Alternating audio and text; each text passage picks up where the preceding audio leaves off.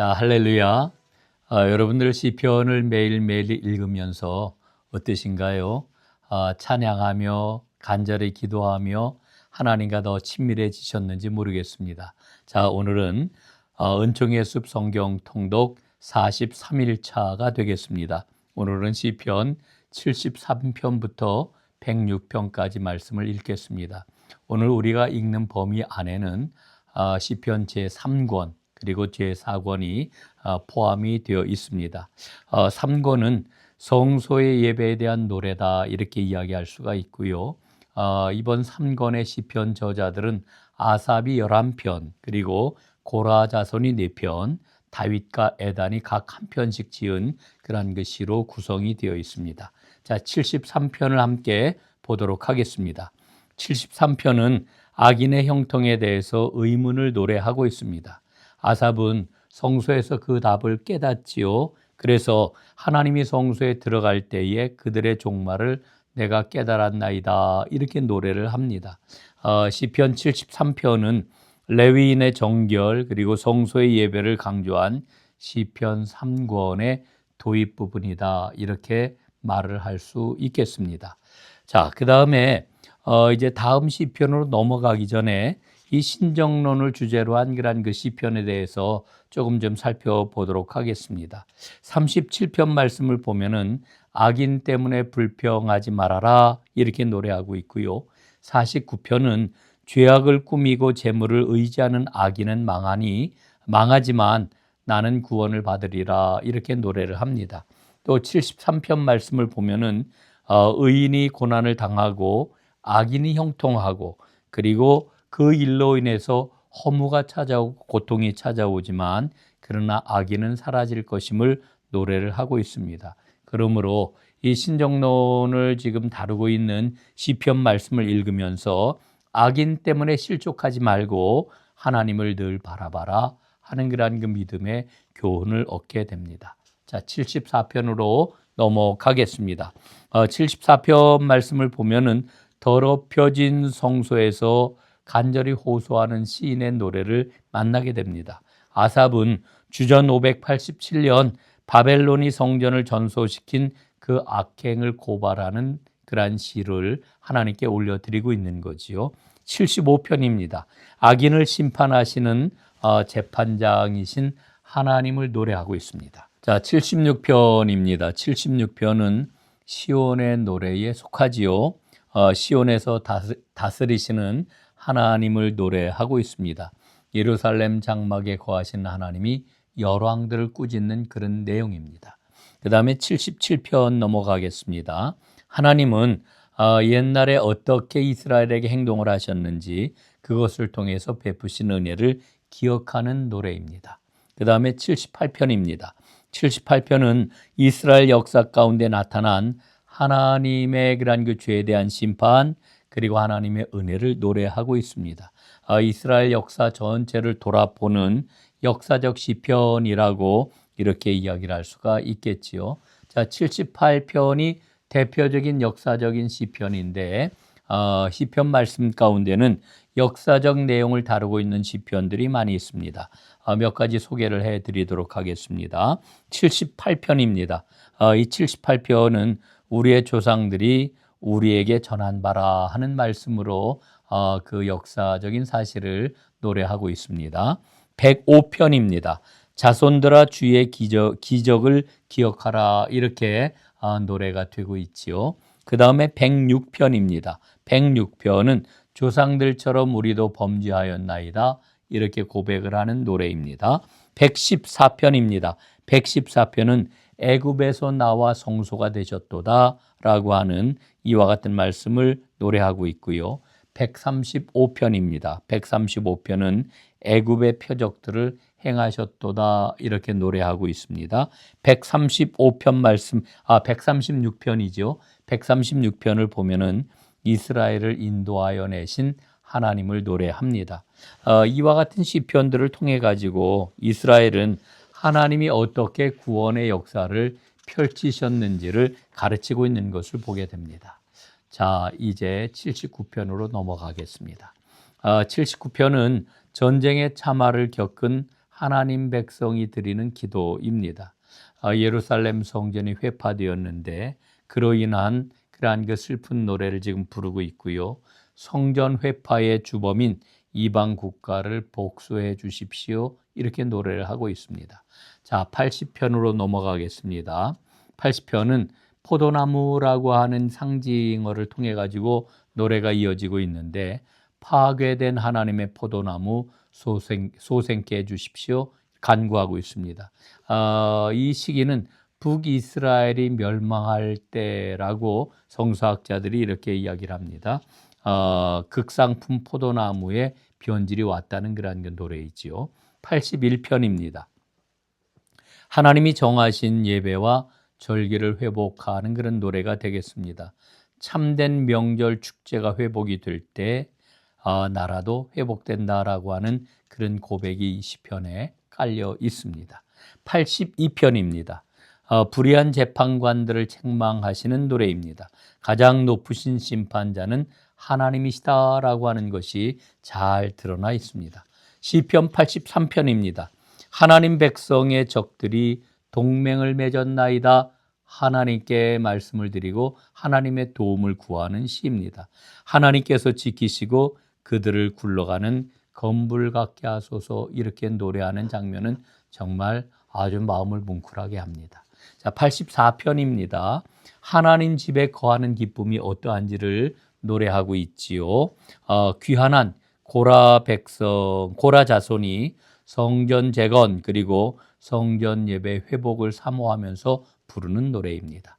85편 넘어가겠습니다. 포로된 자들을 돌아오게 하시는 하나님을 노래하는 시편이 되겠습니다. 포로된 자들을 하나님 돌아오게 하셨으니 새로운 복을 주옵소서라고 하는 간구가 이 안에 절절하게 담겨 있습니다. 86편입니다. 환난 날에 드리는 기도인데요. 주님만 의지하는 종 다윗이 하나님께 구원을 요청하는 그런 그 기도를 드리고 있는 그런 시입니다. 이제 87편 말씀 보겠습니다. 열방이 시온에서 예배하는 비전을 노래하고 있습니다. 열방이 시온에서 노래하게 될 때 또 예배하게 될 때 시온이 민족들의 어머니가 될 것이라고 하는 놀라운 비전이 이 노래 가운데 선포되고 있습니다. 88편입니다. 깊은 고통 중에 부르짖는 기도이지요. 큰 고독 그리고 죽음에 직면해 가지고 하나님 앞에 드리는 기도입니다. 이 기도는요 고통과 절규로 끝나기 때문에 마음에 좀 무거움을 안겨주기도 합니다. 그러나 이렇게 고통과 절규로 끝나는 것을 통해서 우리는 분명하게 깨닫습니다. 기도는 하나님 앞에 나의 어떠한 상황이든지 있는 그대로 정직하게 내려놓는 것이다 라고 하는 교훈을 발견합니다. 자, 이제 잠깐 쉬었다가 우리 3권에 나오는 그런 그 표제어들을 몇 가지 좀 살펴보도록 하겠습니다. 3권에 나오는 표제어들은 첫 번째 조사님 에두웃이라고 하는 표현이 나오지요. 80편에 나오는 그런 그 말씀인데요. 증언의 백합들이라고 하는 곡조입니다. 두 번째 마할랏 르안노옷이라고 하는 표제어가 나옵니다. 마할랏 르안노옷이라고 하는 표제어는 질병의 노래라고 하는 곡조가 되겠습니다. 그 다음에 88편에 헤만이라고 하는 말이 나오지요. 헤만이라고 하는 사람은 다윗의 3대 악장 가운데 마지막 1인이 되겠습니다. 자, 그 다음에 에단이라고 하는 인물이 표제어로 나오는데 에스라 출신의 현인으로 알려져 있습니다. 자, 이제 계속 나가 보겠습니다. 89편입니다. 이스라엘의 곤경과 다윗에게 하신 약속의 그러한 그 노래가 되겠습니다. 그래서 다윗과 맺으신 언약대로 회복시켜 주십시오라고 하는 간구가 이 안에 담겨 있습니다. 자, 이제 3권까지의 그런 그 말씀을 우리가 보았고요. 제4권입니다. 제4권은 90편부터 106편까지의 말씀이 되겠습니다. 이 제4권의 주제는 하나님과 동행하시는 것, 하나님이 동행해 주시는 것에 대한 찬양의 노래들이라고 말할 수가 있겠습니다. 여기에는 다윗의 시, 모세의 시도 한 편이 있고요. 작자 미상의 시편들이 많이 실려 있습니다. 자, 90편을 보겠습니다. 짧은 인생의 날에 피난처가 되시는 주님께 지혜를 구하는 시입니다. 표현들 가운데 우리의 마음을 뭉클하게 하는 많은 표현들이 있습니다. 주는 대대에 우리의 거처가 되셨나이다 라고 하는 표현, 또 은총을 내리사 우리의 행사를 견고하게 하소서라고 하는 그와 같은 표현, 또 하나님 앞에 간절하게 구하는 그런 그 내용들을 보면서 이 시를 돌아보게 되는데, 이 시는 광야 여정의 지도자였던 모세가 남긴 유일한 시편이라고 이야기할 수 있습니다. 인생과 역사의 주관자이신 하나님과의 동행을 강조하는 시편 4권의 도입 부분이다, 이렇게 말하면 되겠습니다. 자, 이제 91편을 보겠습니다. 91편은 전능자의 그늘 아래에서 받는 보호입니다.